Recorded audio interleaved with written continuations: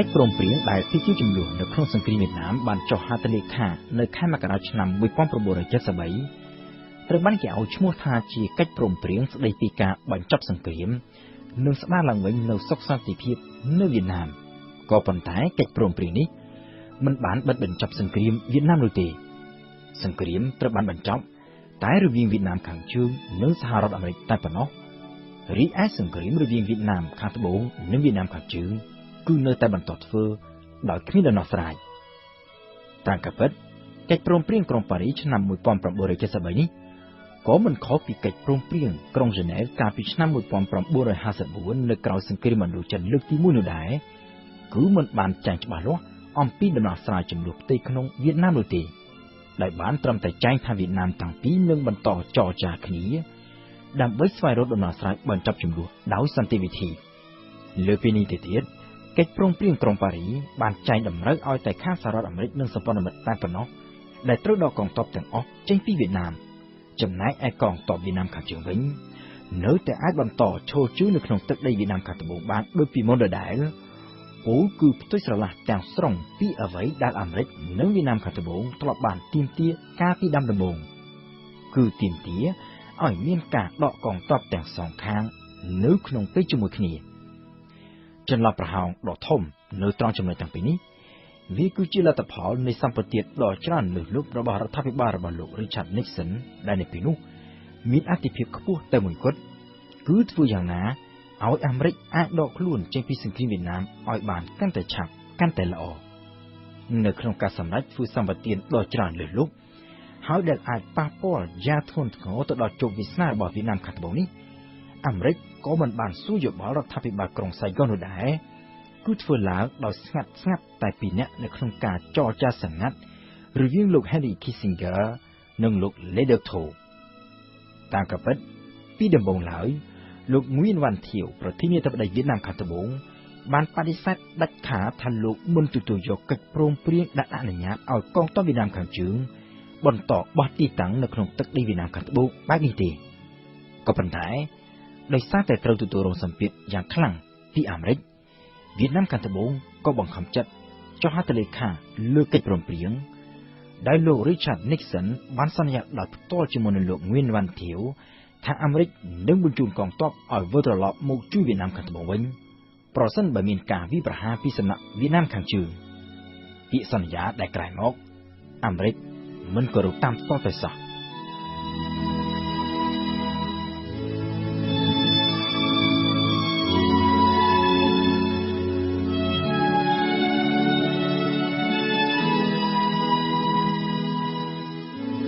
ក្រោយពីចុះកិច្ចព្រមព្រៀងក្រុងប៉ារីសនៅខែមករាឆ្នាំ1973សហរដ្ឋអាមេរិកនិងវៀតណាមខាងជើងបានចាប់ផ្ដើមអនុវត្តនូវកាតព្វកិច្ចរៀងៗខ្លួនបទជប់បាញ់បានចូលជាធរមានវៀតណាមខាងជើងដល់លែងឆ្លើយសឹកអាមេរិកទាំងជិត600នាក់ចំណែកឯសហរដ្ឋអាមេរិកវិញបានចាប់ផ្ដើមដកកងទ័ពរបស់ខ្លួនចេញពីវៀតណាមគិតត្រឹមខែសីហាកងទ័ពអាមេរិកស្ទើរតែទាំងអស់ត្រូវបានដកចេញពីវៀតណាមដោយទុកតែកងម៉ារីនមួយក្រុមតូចប៉ុណ្ណោះដើម្បីរក្សាសន្តិសុខស្ថានទូតអាមេរិកប្រចាំនៅក្នុងទីក្រុងសៃហ្គនរវាងវៀតណាមខាងជើងនិងវៀតណាមខាងត្បូងវិញអ្វីគឺខុសពីនេះដោយមិនមានភាគីណាមួយមានឆន្ទៈអនុវត្តកិច្ចព្រមព្រៀងក្រុងប៉ារីសនោះទេនៅពេលដែលអាមេរិកដកកងទ័ពទាំងអស់ចេញពីវៀតណាមខាងត្បូងវៀតណាមទាំងពីរក៏ចាប់ផ្ដើមពង្រឹងកម្លាំងទ័ពរៀងៗខ្លួនឡើងវិញដើម្បីបន្តធ្វើសង្គ្រាមក្នុងគោលដៅយកជ័យជំនះលើគូសត្រូវរបស់ខ្លួនតាមរយៈកម្លាំងទ័ពមិនយូរប៉ុន្មានការមានប្រយុទ្ធគ្នារវាងប្រទេសទាំងពីរក៏បានចាប់ផ្ដើមឡើងវិញ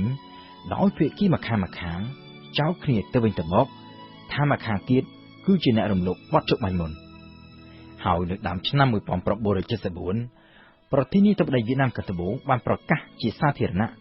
ថាកិច្ចព្រមព្រៀងក្រុងប៉ារីសឆ្នាំ1973គឺលែងមានសុពលភាពតទៅទៀតហើយសង្គ្រាមជាមួយនឹងវៀតណាមខាងជើងត្រូវចាប់ផ្ដើមឡើងវិញជាផ្លូវការនិងយ៉ាងពេញទំហឹងនៅទីក្រុងហាណូយមេដឹកនាំកុម្មុយនីសវៀតណាមបានប្រជុំគ្នារៀបចំគម្រោងការវាយលុកចូលកាន់កាប់ក្រុងសៃហ្គនដើម្បីផ្ដួលរំលំរបបសាធារណរដ្ឋវៀតណាមខាងត្បូងហើយនៅក្នុងអំឡុងពេលនោះដោយអាមេរិកដកកងទ័ពទាំងអស់ចេញពីវៀតណាម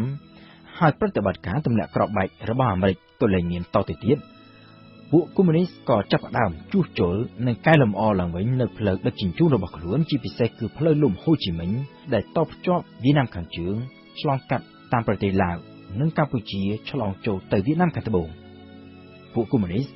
ក៏បានពង្រឹងឡើងវិញផងដែរនៅមូលដ្ឋានទ័ពរបស់ខ្លួនទាំងនៅក្នុងទឹកដីវៀតណាមខាងត្បូងនិងទាំងនៅក្នុងតំបន់ព្រំដែនក្នុងទឹកដីកម្ពុជានិងប្រទេសឡាវក៏ប៉ុន្តែនៅពេលនោះមេដឹកនាំកុម្មុយនីសវៀតណាមនៅមានការញញឹមមិនទាន់ហ៊ានបើកការវិលុកទៅលើរដ្ឋធានីរបស់វៀតណាមខាងត្បូងនៅឡើយទេដោយសារតែលោកប្រធានាធិបតី Nixon ធ្លាប់បានប្រកាសជាសាធារណៈថាអាមេរិកនឹងបញ្ជូនទ័ពឲ្យមកវៀតណាមវិញប្រសិនបើពួកកុម្មុយនីសហ៊ានវិលុកចូលឈ្លានពានវៀតណាមខាងត្បូងក៏ប៉ុន្តែនៅខែសីហាឆ្នាំ1974លោក Richard Nixon ដែលជាប់រឿងអាស្រូវ Watergate បានចុះចេញពីតំណែងហើយលោក Gerald Ford ដែលជាអនុប្រធានាធិបតីបានឡើងមកកាន់តំណែងជំនួសលោក Nixon ប្រមាណជា4ខែក្រោយមកគឺនៅខែធ្នូឆ្នាំ1974ដោយចង់ធ្វើតេស្តមើលពីប្រតិកម្មរបស់ប្រធានាធិបតីថ្មីអាមេរិកកងទ័ពវៀតណាមខាងជើងបានបើកប្រតិបត្តិការដ៏ធំបង្គួរមួយដោយចាប់ផ្ដើមចេញពីទឹកដីកម្ពុជាវាយលុកចូលកាន់កាប់ខេត្តមួយរបស់វៀតណាមខាងត្បូងនៅឯរដ្ឋធានី Washington លោក Gerald Ford មិនត្រឹមតែមិនបញ្ជូនទ័ពឲ្យចូលមកជួយវៀតណាមខាងត្បូងទៅតាមការសន្យារបស់លោក Richard Nixon កាលពីពេលមុននោះទេក៏ប៉ុន្តែសូម្បីតែជំនួយហិរញ្ញវត្ថុនិងបរិក្ខារយោធាក៏រដ្ឋាភិបាលអាមេរិកមិនអាចបញ្ជូនទៅឲ្យវៀតណាមខាងត្បូងបានដែរដោយសារតែនៅពេលនោះមានការជំទាស់ពីសំណាក់សភាអាមេរិកទាំងពីរចាប់ពីពេលនោះមកគេអាចនិយាយបានថាអាមេរិកបានបោះបង់ចោលវៀតណាមខាងត្បូងដែលជាសម្ព័ន្ធមិត្តឲ្យនៅប្រឈមមុខទល់នឹងវៀតណាមខាងជើងតែម្នាក់ឯងនៅឯទីក្រុងហាណូយលេហ្សុនលេខាបកកុម្មុយនីសវៀតណាមបានប្រាប់ទៅមេបញ្ជាការកងទ័ពវៀតណាមខាងជើងថាចាប់តាំងពីផ្ទុះសង្គ្រាមមកនេះគឺជាលើកដំបូងបង្អស់ដែលមានលក្ខខណ្ឌអំណោយផលបំផុតទាំងខាងនយោបាយខាងយោធានិងទាំងខាងផ្នែកយុទ្ធសាស្ត្រសម្រាប់ឲ្យវៀតណាមខាងជើងវាយចូលកាន់កាប់វៀតណាមខាងត្បូងនៅខែមីនាឆ្នាំ1975កងទ័ពវៀតណាមខាងជើងក៏បានបើកប្រតិបត្តិការផ្ដាច់ព្រាត់វាយលុកសម្ដៅទៅកាន់កាប់សាធារណរដ្ឋវៀតណាមខាងត្បូងតែប្រមាណជាមួយខែប៉ុណ្ណោះកងទ័ពវៀតណាមខាងជើងក៏បានវាយលុកចូលទៅដល់ទីក្រុងសាយ៉នហើយនៅថ្ងៃទី21ខែមេសាលោកប្រធានាធិបតីយួនវ៉ាន់ធាវបានប្រកាសលាឈប់ពីមុខតំណែងតាំងទឹកភ្នែកហើយមុននឹងលោករត់គេចខ្លួនទៅកាន់កោះតៃវ៉ាន់លោកបានប្រកាសថ្កោលទោសសហរដ្ឋអាមេរិក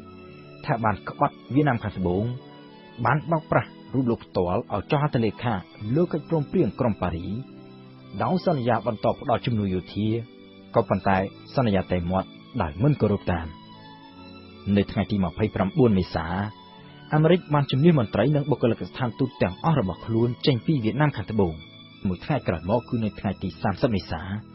ក្រុងសាយ៉នក៏ត្រូវធ្លាក់ក្រោមការកាន់កាប់របស់កងទ័ពវៀតណាមខាងជើងហើយរបបសាធារណរដ្ឋវៀតណាមខាងត្បូងក៏ត្រូវដួលរលំជាស្ថាពរ